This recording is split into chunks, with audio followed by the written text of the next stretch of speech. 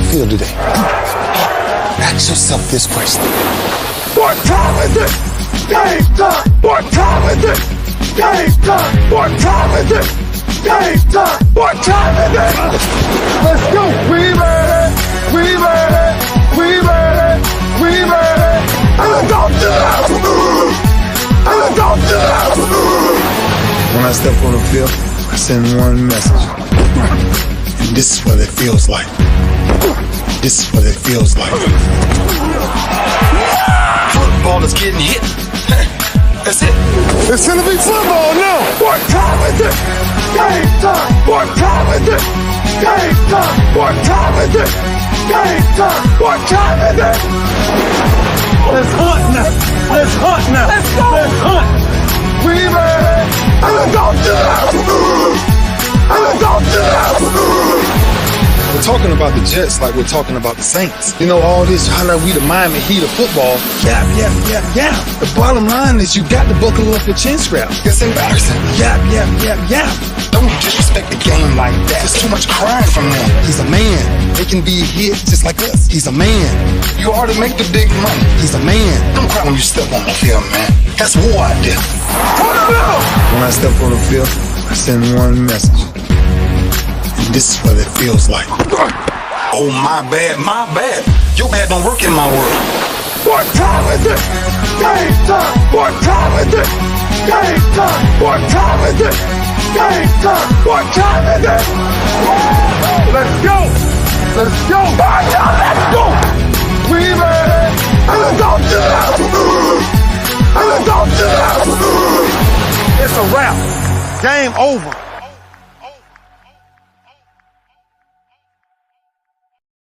Yeah, we had to fade to black on that one. We had to fade to black on that one. It is the lunch break, and it is powered by JM&E, Jones Media and Entertainment. And we are streaming live on Roku TV, courtesy of BS3 TV. Good folks over at BS3 TV, all you got to do is download the BS3 TV app from your Roku streaming device. You'll have us live right there on your television. All right, man, I got to tell you. We're doing a fast break edition of Throwback Thursday. Trying to take care of some business, and got to be somewhere at 1 o'clock. So I gotta go. But anyway, Golden State, particularly Draymond Green. What the heck happened? No. It's Throwback Thursday. I got to go there with a little flavor of Freestyle Friday in here. Draymond Green, what the heck happened? I was a half second late coming onto the show because I was looking at Patrick Beverley, and I'm glad Patrick Beverley's getting some run time on the mothership. I'm glad that Stephen A. Smith has got him on fast break. You know, all that. You can't make excuses for Draymond Green. No, you cannot. You cannot. Not after the way he ran his mouth, not after the way he went after Vernon Maxwell, not after the way he played last night. You can't make excuses for that. When you talk that much cash trash, you got to back it up with more than, let me check these stat lines. I was doing show prep, and I looked at the stat line, and I had to get a magnifying glass out because it was minuscule. This person had 2 points, 4 rebounds, 3 assists, and 6 personal fouls. And you came from Vernon Maxwell yesterday, talking about he ain't no tough guy? Bruh, no. Vernon Maxwell said exactly what you needed to hear. Ask your daddy who I am, because you weren't even born back then, and apparently you needed to get reborn after last night. Draymond Green, man, bruh. And Patrick Beverley, I'm sorry. You know, you want to be the pit bull and you want to run around and, you know, act like you playing defense and all that, bruh. I got you. I ain't worried about you. You know, Patrick Beverley talk more than he actually wins. You can't make excuses for that. You can't put the blame on other people because there's been other games where Draymond Green hadn't played well and they won. Draymond Green sucked last night, was sorry. Last night, Draymond Green was a $3 bill last night. Draymond Green was more prepared for a podcast after the game than he was during the game. Period. And that's the thing I have about the Golden State Warriors. Keep that same energy when you get your butt handed to you like you did last night. Golden State got dog walked in the first quarter and the second quarter. And then they made their run in the third quarter and took a 1-point lead. And let me check this box score again. And then proceeded to get outscored 23-11 in the fourth quarter. And I'm sorry, you cannot make an excuse for Draymond Green. You cannot. Was he out there? Then you can't make an excuse. Was he relatively healthy? Then you cannot make an excuse. And I said going into last night's game that Draymond Green was not going to get the home cooking on the foul calls that he did in San Francisco. They called him last night. His butt fouled out, and now he's got to live with that. But he needs to shut up. And I said it. He needs to shut up talking about Vernon Maxwell and other people because he sure didn't do any talking last night on the court. Chris Gardner, Houston Round Ball Review. Got to get you in, man. We're in a fast break edition of Throwback Thursday. And I just saw Patrick Beverly making excuses for Draymond Green. Sorry, I don't hear you. Wah. Dog walked last night. Let me check the stat line. Maybe it changed. He still got 2 points, 4 rebounds, 3 assists, and 6 fouls. But he was talking all this stuff after game 2 when he played great. Come on, Draymond. You're going to dish it out. You better take it when you don't deliver. And it shows you how important he is to the Warriors' success. When he struggles on defense, he got lit up last night. Offensively, he's not as important, but he got worked on defense last night. All I know is I saw Jason Tatum and Brown waving people off so they can go one-on-one at the mouth of the West. Yeah. And they took his butt to the rim, and enough said, game over. 2 points. Hold on, let me look again. It's still 2 points, 4 rebounds, 3 assists. And he had the nerve to come from Vernon Maxwell. Bruh, I'm sorry. I'm just going to say this, and everybody could get mad at me. This day's NBA, with a few exceptions, could not play under those rules. He could not survive in the Vernon Maxwell era. He could not survive. And to run his mouth and get out there and put up, let me look again, 2 points, 4 rebounds, 3 assists, and 6 fouls. Bruh, sit your behind down somewhere and try and get a win for your team. You down 2-1, and you're supposed to be the better team on the court. And going back to Vernon, triple single for Draymond. Going back to Vernon's day, you know what I grew up from, mid-'80s, late 80s, and early 90s. Draymond 6'5" would get on the floor as a forward. Man, I'm as a forward, man. I'm serious. Please don't get me wrong. You know, I love this generation, man. I do. I love them because they don't put up with some of the stuff that everybody says, oh, they have to put up with that. I love that they don't put up with that. I love that they care more about their brand and making their money than letting the rich owners make their money and all that. I love that. But, bro, when you wrong, you wrong. And I'm going to call you out. Draymond, like Todd said, Draymond Green played 35 minutes, 2 points, more fouls than points, and is beyond overrated. Now, on the overrated thing, he is a good fit for that team. He has a good chance to be a good fit for just about any team he plays for. But the mouth has got to back up the play, and the play has got to back up the mouth. And last night, it didn't. And he gets away with a lot of talk to the refs that I couldn't do. I mean, he yells, he probably swears at him and all that kind of stuff. And I'm going back to game 2 real quick, my man. It should have been double checked. He should have been dismissed. I don't care if it's the finals. He should have received the tech last night after he fouled out. Yeah. They're constantly showing the camera of Draymond Green running his mouth. I'm sorry. Whatever Draymond has to say after the foul should be curtailed. Shut up, get off the court, and hope I don't do this. They better be glad I ain't a ref. Yeah, and that's why I wasn't surprised. Well, not disappointed in what Steve Javie said about, well, you got to know that the player already has one tech. I don't care. He messed up. What he and Jaylen Brown did in game 2 is to double check any other point of the season. Period. It's not my fault he already had one tech. That's not my problem. That's his fault. Well, it's the finals. Yeah, he should behave better. Period. Now, I don't mind when I'm wrong. I don't know. I'll say I'm wrong. Is there a taunting foul in the NBA? I know there's one in college. There is not one in the NBA. Taunting technical? Taunting technical? Yeah, technically, yes, there is. So the clapping in the face of Williams, and then the doing of all of this and stuff in the face of Williams, and literally making contact with Williams. I'm sorry, Mr. Javi. It is not your job to save Draymond from Draymond. Exactly.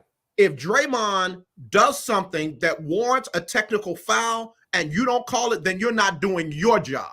Exactly. And if I am, and I'm going here, if I am a better in the NBA, on the NBA, and I got some juice in this thing, I got a problem. I'm calling Adam Silver, and I'm telling you, get your god-doggone referees in line because they're not doing their jobs. That's a great point. That's another angle to consider. Because why is it okay for Draymond and stars, supposed stars, superstars, to get away with the taunting things that average player can't do? I know the fans pay to see the stars. I know that. Doesn't mean they can get away with everything. I mean, we got to draw the line here somewhere. And the players, just do your job. The players will do whatever you allow them to get away with. So in that sense, it's not their fault. If you set the tone, game 1, I'm calling it the same way as I do in game 82. Is I call it the same way in the NBA Finals. This is how I'm going to call it. Period. Straight up. Give me that consistency. Y'all know where I'm coming from.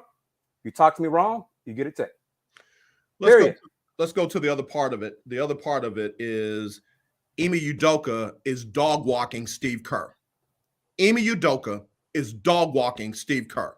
I didn't say he outcoached him. I said he is getting him on a leash and said, come here, sit, stay, don't move. And all Steve Kerr can do is try to make an adjustment. But very underrated for in-game adjustments is Ime Udoka. And he is, but he still has to get Al Horford and Robert Williams.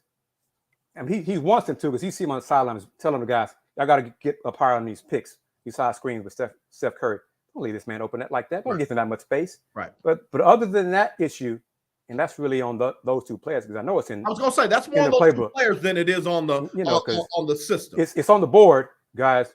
Get up high on these screens on Steph Curry. Right. So, but he is emphasizing their strengths and their advantages. We are taller than they are. We're bigger than they are. We are more athletic than they are. We got to crash the boards. We do that, we will win this series. We attack the paint, we will win this series. They have advantages inside. You need to take advantage of them. The Warriors don't have a lot of shot blocking. The Warriors are trying to win with small ball. The Celtics just need to do their game, play with their height to their advantage, and stop making careless turnovers. Right. That's the issue that is allowing Golden State to go on some runs. Right. Is sometimes Boston turnovers are like, y'all know what uniform color we are wearing, right? Right. I mean, some of these passes are like, fellas. Right. What are y'all doing here? Did you not see the man in rotation? You got teammate wide open right here. If you're going to throw it way in the corner, everybody run to it. You know, that's simple stuff. Yeah. They correct that.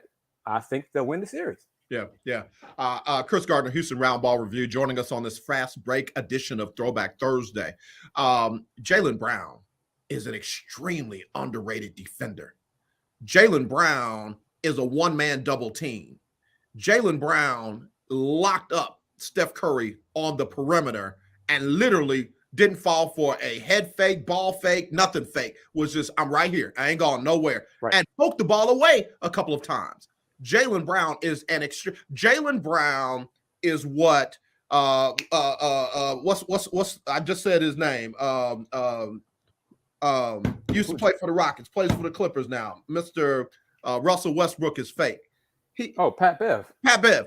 He's what Pat Bev wants to be. Jaylen Brown is legitimately a lockdown defender all by himself. Jaylen Brown is an elite defender. I think Jaylen has a mental block sometimes. Look at Jalen at the free throw line sometimes. You look at him at shooting free throws, and it's like his form is, it's like it leaves him. I'm like, Jalen, you just made a 25-footer with ease. You get to the foul line, and you're like, Marcus Smart, same thing on the foul line. And he bricks him, and I'm like, it's a free throw. Okay. And sometimes you can tell, like after the running with Draymond in game 2, he went to the line. They did call a foul, then not double check. His mind was like on the foul.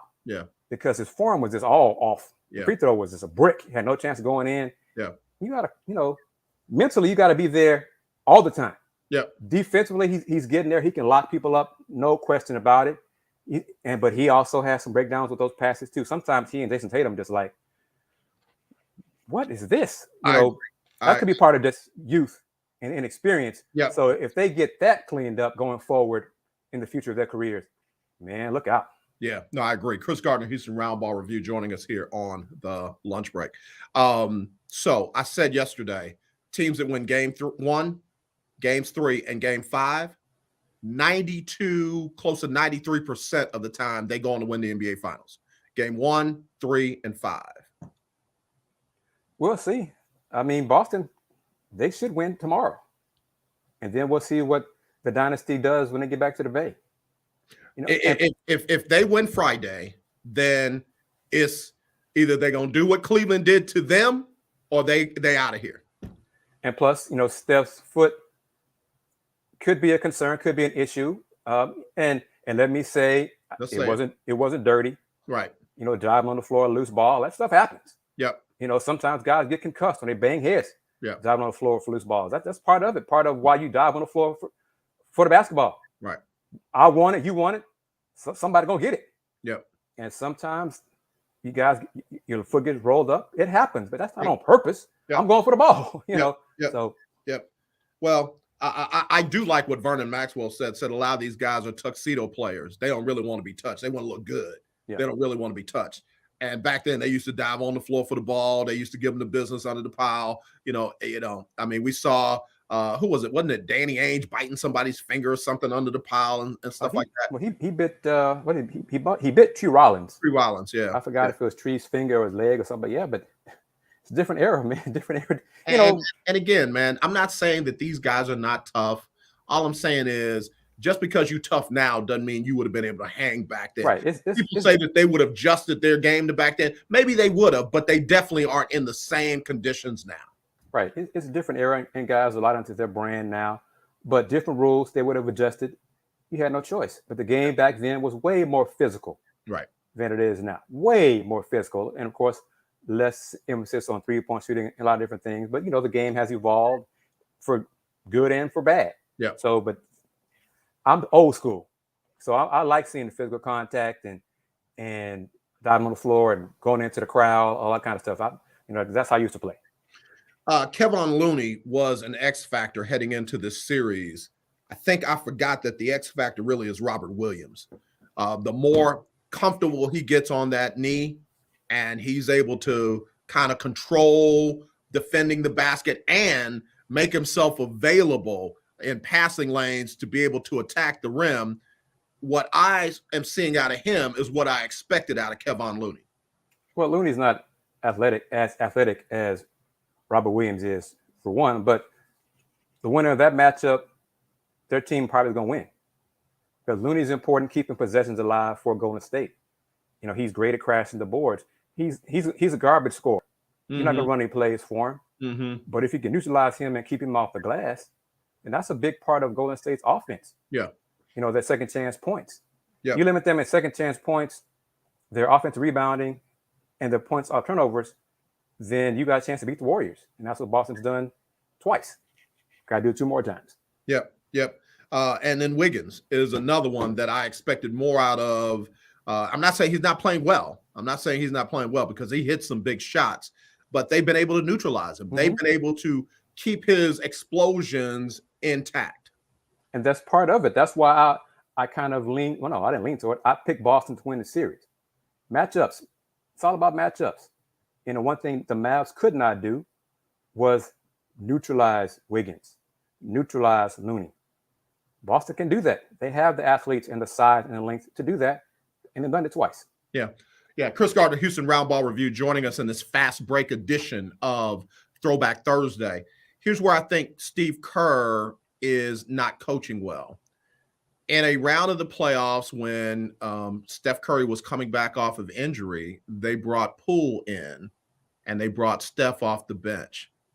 And it was successful because Poole was very hot, and then Steph is Steph.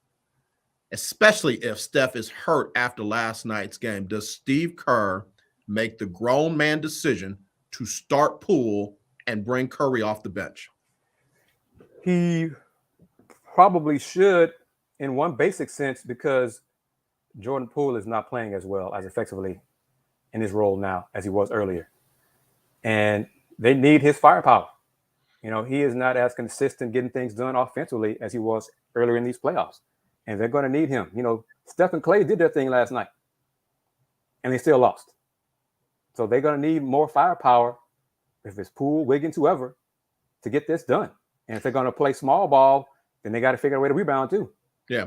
So could it be that Poole is out of rhythm because of that change? Poole was you know, again, there's teams that use guys that as their starters that you don't see anymore, you know, literally in the second half or definitely in the fourth quarter. Right.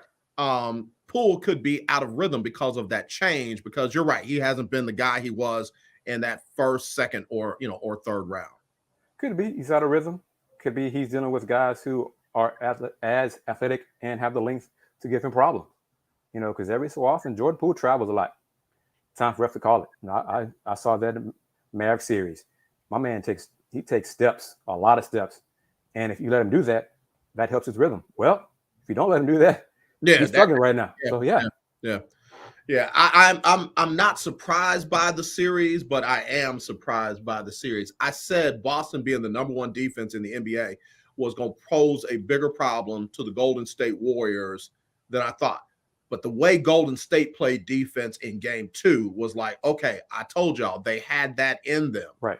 Do they have that in the next 4 games? Because Boston has 4 chances to win 2 games. We shall see. I don't believe the Warriors do. But game 2, it was a 2-point game at halftime. Mm-hmm.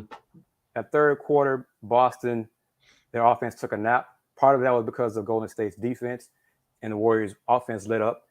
But also because Boston, one of their issues is offensively. They are not as consistently good on offense as they are on defense. Mm-hmm. If they become consistently good on offense, and part of that is reducing the turnovers. They're right. Like, I think Emi said they are, this playoffs, when they have 15 or more turnovers, they're 0-6. Mm-hmm.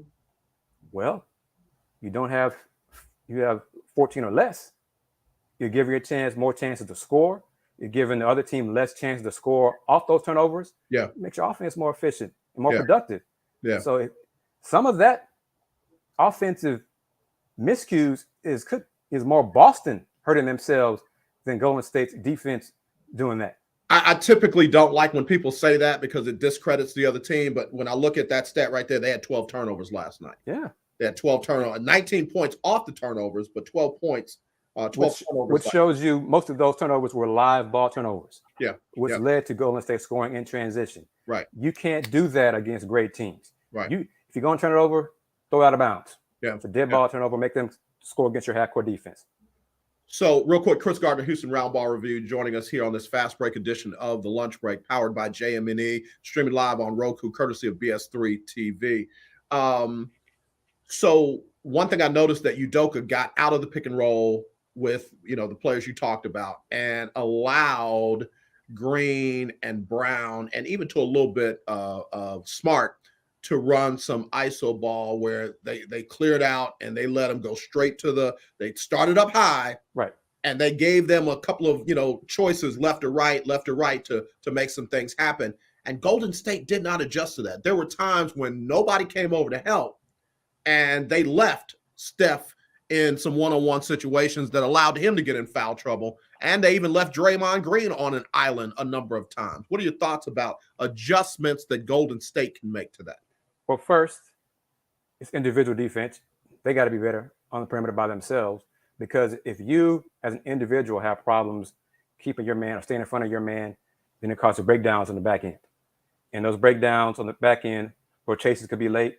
Somebody's going to be open because you're rotating over to help out because your man, you got beat out high. Yeah. So that's personal, individual. They got to be better, and then the rotations got to be better. Yeah. So it's all of the breakdowns. Just, you know, basketball is not that complicated. Mm-hmm. And sometimes, many times, you don't want to pick and roll. Mm-hmm. You just want to go one-on-one. We got an advantage. Wait it off. Yeah. I got this. You just be ready to catch and shoot. And that works. Boston has advantage one-on-one. They don't need a ball high screen and roll. They got guys they can beat in their own matchup, and that's what they should do to maximize their chance to win the game in the series. I'm going to go ahead and say this. I know I haven't said it a lot since the Cleveland Cavaliers came back from 3-1 down under the leadership of LeBron James and Kyrie Irving. Steph Curry is a defensive liability. I'm not asking. I'm saying Steph Curry is a defensive liability, and you can't hide him out there because Boston is smart enough. Udoka is smart enough to find him, to isolate him, and to abuse him. And see, you are correct, but I'll say this. Steph has gotten better on defense, and he's still a liability on defense. Yep. You know, the older he gets, as I say a lot of times in all my appearances on any show, Father Time is undefeated. You're not as quick as he is not as quick as he was laterally anymore. He's not as strong as some of the other guys he's trying to defend. So he's gonna light you up on offense. Yeah. But you need to go at him on defense to make him work, to make him get tired, to try to balance out what he is gonna do to you offensively. Go at him on defense. Yep. Don't run from him just because he's a superstar. Right. Yeah. One thing I will say in line with what you just said, Klay Thompson got a lot better after that Cleveland series. He made a conscious effort to get better and to never have what happened to him against Cleveland happen again. And even though he's coming off of injury, Klay Thompson is still a better defender than what he was. But Steph is a liability. Steph is where is he? And shows you how good Jaylen Brown is. Jaylen Brown has made Klay look like Klay is still injured. Yeah. So that is another reason why I leaned and picked Boston to win this series. Matchups.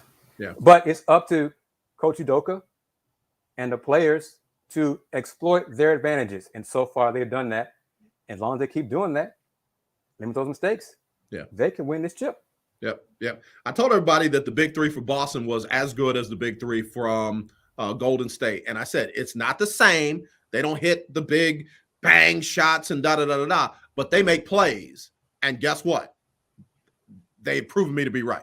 And Marcus Smart needs to be involved in the offense. Mm-hmm. 2 games they won, he scored points. 1 game they lost, he took, 5 or 6 shots. Right. Absolutely. Chris, I hate to do it. We got to get ready to wrap this one up, man. Tell everybody what you got going on. Give us an update on your family, man, and how you doing. Yeah, real quick. My mom, I thought today would have been potentially my mom's last day. Hospice and all those things. But the last 2 nights, my mom has shown signs of improvement. Amen. So I have taken that as, let me keep going. Mm-hmm. Okay. I'm not saying my mom is going to be miraculously healed. I'm just saying that today is not the day. Amen. To end it. That's all I'm saying. Okay. Amen. So please continue praying for her. She's an amazing woman. She continues to amaze me with her toughness and her fight. And let me also add real quick. I acknowledge that what I saw Wednesday and Tuesday could be moments of lucidity that folks say that people before death showcase. I understand that too. But what I saw Tuesday and Wednesday, I had not seen in 10 days. Okay. So I'm going with that as a positive. Just another week, maybe, whatever. Okay. Just keep praying for her comfort. Okay. God will handle it. Yeah. So it's in his hands, and I'm going to let him do that. It ain't today. Okay. Yep. Got you. I'm Chris Gardner of Houston Roundball Review, Twitter, VHR Review, YouTube and Instagram, Houston Roundball Review. Website is either thehrr.com or HoustonRoundballReview.com. As my brother gave me the moniker, since 1994, Houston Roundball Review, local name, global perspective. I love it, brother. I love it. Hey, man, we are right here with you. We're in lock and step. We are praying with you. We're praying for you. And I mean it, always here. And keep doing what you're doing, brother, because your content, man, as I look around and I see what other people doing, brother, you are the best of the best. So keep doing what you're doing, man. Thank you, brother. I appreciate it. Love you very much. Love your family. All right. Take care, Chris. You All too. right, we get ready to wrap it up. I got to take care of some other business. You know, I wear multiple hats. So we're getting ready to wrap things up. Let me go ahead and roll my sponsors. Let me go ahead and roll our everything that we got going on. But as always, let's not be divided. Let's be united. I truly do love you. There is nothing you can do about it except meet me here tomorrow for Freestyle Friday. All right. Again, good folks over at BS3, Ben Sutter III, thank you, man. And I mean that sincerely. Thank you for believing in us and letting us be a part of what you're doing over there at BS3 TV. To the entire BS3 family, I love y'all. And I mean that. I might have been out of pocket. I didn't make the social, but don't think that I'm not there. So just handling a whole lot of different things. So again, until tomorrow, we'll talk to you later. All right, here we go. Here's some sponsors right here.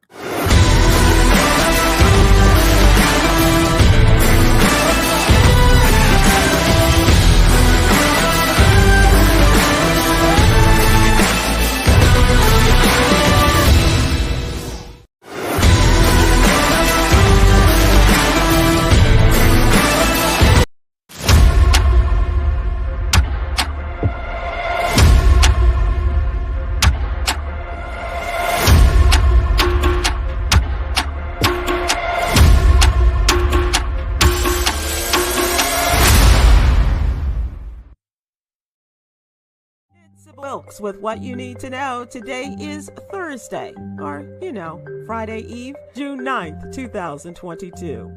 Number 1. The House committee investigating the deadly January 6 attack on the U.S. Capitol will kick off prime time Thursday evening via a series of public hearings to lay out its case and reveal findings of a nearly year-long investigation. After interviewing more than 1,000 witnesses, reviewing over 140,000 documents, and issuing close to 100 subpoenas, the case will begin to unfold. According to news reports, Thursday's hearing will be presented over 2 hours. The first hour will feature the committee chair, Congressman Benny Thompson, and vice chair, Congresswoman Liz Cheney, and that's followed by eyewitness testimonies. Number 2, Dr. Samela Lewis, a tireless champion of African American art, passed away May 27th in Torrance, California after suffering a kidney ailment. Dr. Samela Lewis, a New Orleans native with a PhD in fine arts, began building alternative institutions aiming to promote and preserve the work of Black artists like Sam Gilliam, Jacob Lawrence, and her mentor, Elizabeth Catlett. Settling in Los Angeles in the mid-1960s, she founded 3 galleries for artists of color, created the city's Museum of African American Art, and Dr. Lewis wrote one of the first textbooks on African American art history. Number 3, the Biden administration said that a funding crunch is forcing it to divert more than $10 billion in coronavirus relief from test procurement and other efforts. The White House said it's been left with no choice but to cut back on orders of at-home rapid tests that have supported a domestic manufacturing base for the easy diagnostic test. It's also scaling back funding for research and development of new COVID-19 vaccines and limiting orders of personal protective equipment in an effort to maintain some stockpiles of vaccines and treatments. Number 4.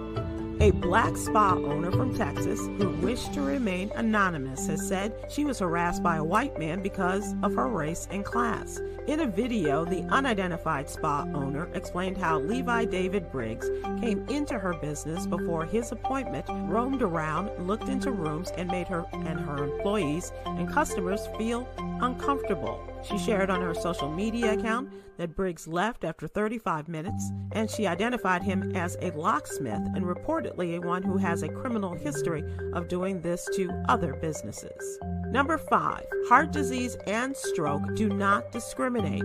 There's mounting evidence that at least 20 million LGBTQ adults in the U.S.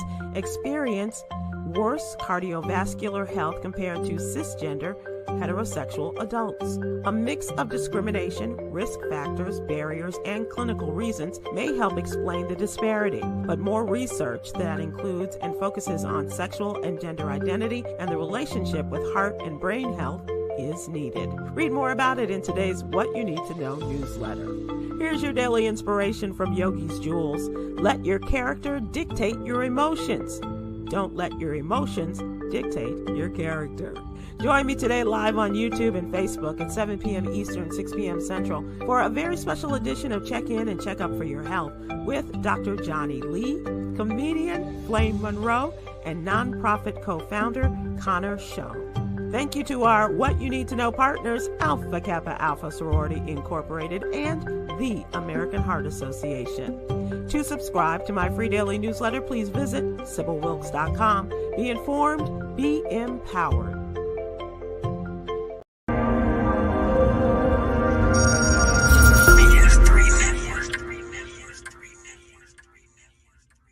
BS3 Network, changing the way you watch TV.